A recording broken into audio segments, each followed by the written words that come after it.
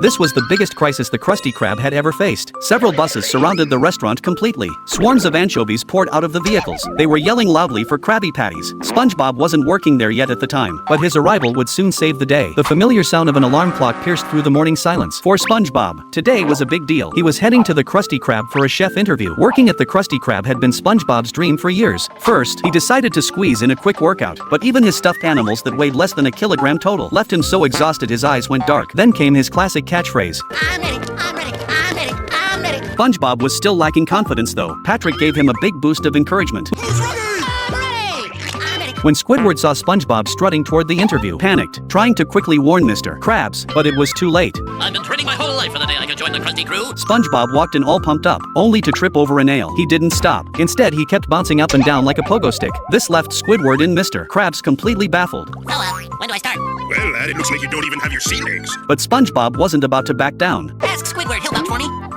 No way. When Squidward mocked his skills, Mr. Krabs threw out a crazy challenge. Go find a flying spatula. Naive as ever. SpongeBob thought this sounded like a piece of cake. Then he skipped off to search for one. Just when they were celebrating SpongeBob's departure, a line of buses suddenly appeared, surrounding the Krusty Krab completely. A tidal wave of anchovies stormed into the restaurant, all demanding Krabby Patties. Squidward was overwhelmed. There were way too many to handle. The anchovy mob got rowdy, shaking the whole place like an earthquake. Meanwhile, SpongeBob was browsing spatulas at a store, completely oblivious to the chaos. Back at the Krusty Krab, Squidward and Mr. Krabs were cornered against a pillar, convinced they were done for. But suddenly, with a loud crash, SpongeBob burst in carrying a real flying spatula. SpongeBob announced through a megaphone.